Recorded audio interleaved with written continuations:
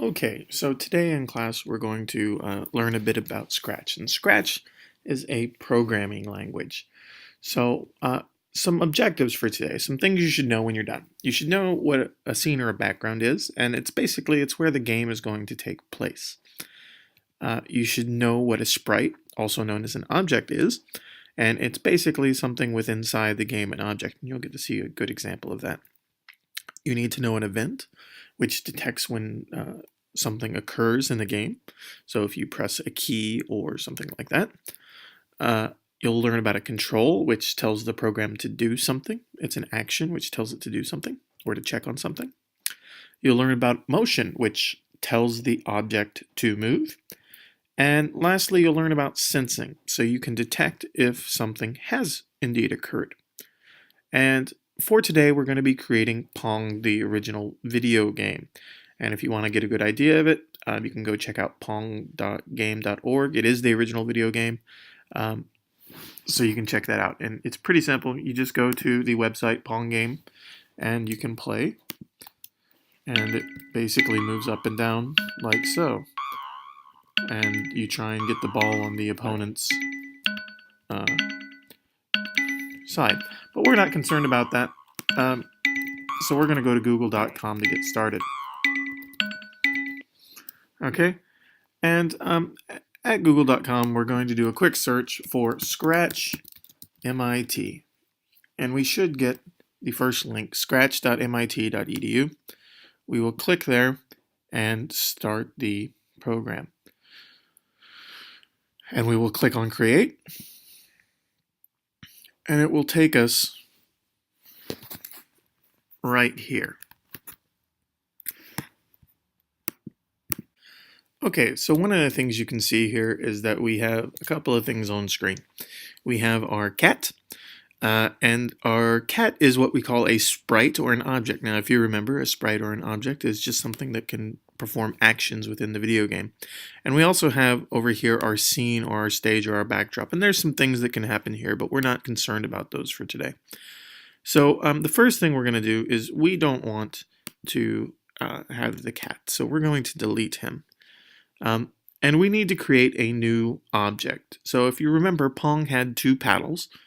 So let's start by creating one paddle. And you do this by clicking on the little Paint New Sprite object here. We can then create the line tool. And there's some interesting things down here. We can color it if we like. So if we want a blue paddle.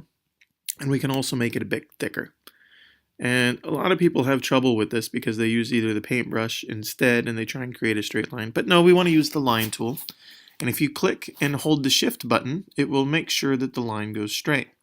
So there we go. We have a decent sized paddle inside of our game. Now, one thing to be careful of is whenever you create a sprite, you need to make sure it is centered. And the way you do that is behind this little tips window. There are these crosshairs. And you move these crosshairs into the center of the object, both left and right and up and down. And so it's now centered, okay? And you'll see it takes over the center of the screen. So that's one paddle. So let's make another one. Well, we don't have to, we can move this back over there. We don't have to necessarily make another one. If we already have one that we know works, we can actually right-click it and duplicate. So now we have another paddle off to the side. Okay. So we have our two objects. We only need one more object, which happens to be the ball. So if you remember right, the ball was a rectangle. And so you could use a circle just as well, but we'll use the rectangle because, you know, that's what they used in the Pong game. And there it is. There's our rectangle. Let's actually delete that. Let's go back to this rectangle. Let's make sure it's filled. Okay, so there we go. There's our sprite. We can center it up to make sure it's centered. And there we go. We have all of the necessary components to make our game. Okay, once we've got our components, we need to start making some logic. Right now, if we hit the go button, nothing really happens. You see we have a go and a stop button here. And you also notice we're in the costume. So the first thing we want to do is we want to make the paddles move. And the way we do that is we click on one of the paddles and we click on the scripts. Now scripts are the programming, it's the logic, it's the choices that happen. And remember we talked about 4 basic ones: motion, events, control, and sensing. And if we put move in there, it won't do anything even if we click the go button, because there is no event. It's not looking for something to happen. So we need to first and foremost always start with events. And so one of the events we like is when the flag is clicked. So when we do that, we can add some logic such as move 10 steps. And you'll see what happens is it moves in, which isn't really the direction we want. So one of the things to know is that this is a grid system. So it's like a graph. If you look at the X, when I move left and right, the X goes higher and lower. And if I go up and down, the Y goes higher and lower. And we want to go up. So of course, we want to change the Y position. So there is one right here called change Y by 10. And certainly if I click it, it will move up. That's fine and dandy, but it only works when I click it. I can't just hit the up arrow on my keys or anything like that. So we need some controls here. And the first one we need to do is forever. Because this game needs to run in a continual process, we always have to add forever. And so what we're going to do is we're going to put the forever in there. And you'll notice that when I click, it just moves all the way up, which isn't good because that's all it will ever do. You don't have any control over it, but it does tell us to keep moving. So we need to add another control. Another control is an if statement. And we basically use this thing called an if-then. So if it detects something, then do something else. So the thing we're trying to detect today is the key being pressed. And you'll notice when you drag it over here, a little white spot pops up. You'll notice this shape is the same shape inside the if statement. And so we want to do, if the up arrow is pressed, change Y by 10. And certainly when we do, it moves up. Great, fantastic. So how do we do down? Well, we can do a couple little shortcuts. The first one is we can right click on the if and click duplicate, and it will give me another block just like I had. And I can press the down arrow. And if I hit run, if I hit up or down, it both goes up. Now the reason for this is because we're working on the y-axis. And if you remember, positive is up, negative is down. Notice both of these are positive. So whenever you see this circle bubble here, you can click in there and change it. So we'll click it and change it to -10. That would be down, as in the down arrow.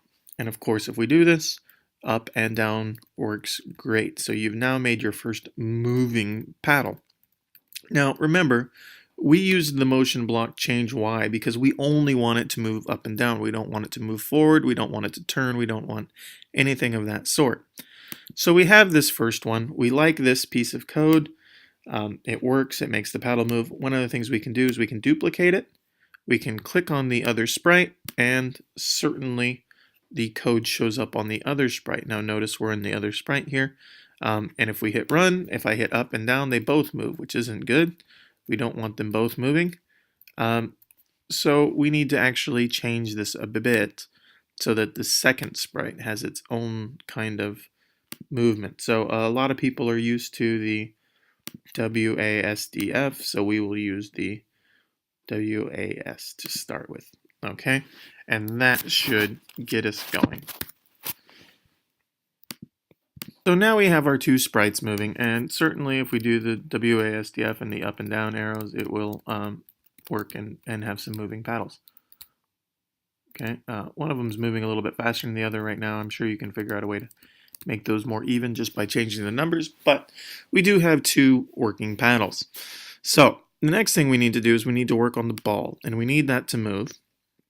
So here we are in events, because of course when we want something to happen, we need to detect when something is occurring. So we're going to start with our little flag event so that when we turn it on, it is able to do something.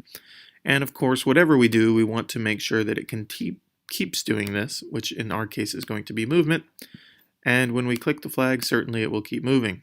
one of the things you'll notice, it only goes in one direction.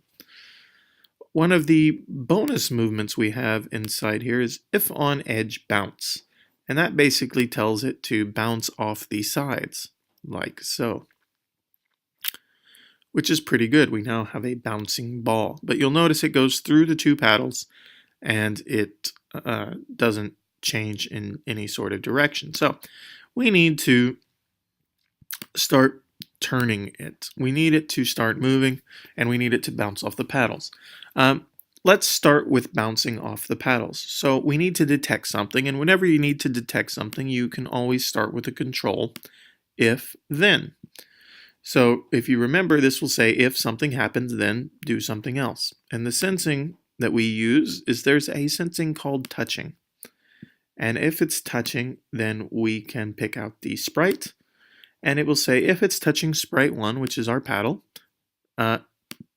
it's this paddle in particular. If it's touching sprite 1, and let's go back to sprite 3. If it's touching that first sprite, this one over here, then it needs to do something. And that do something is it needs to rotate so that it points in the other direction.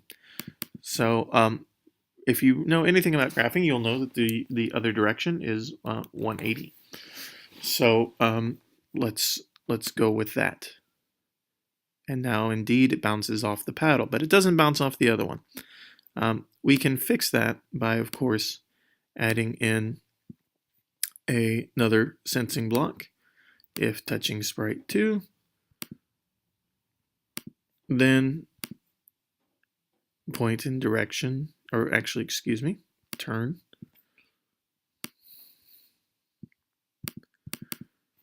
(180°). And so now you'll see that it bounces off of both paddles. And that's where we're going to stop for today.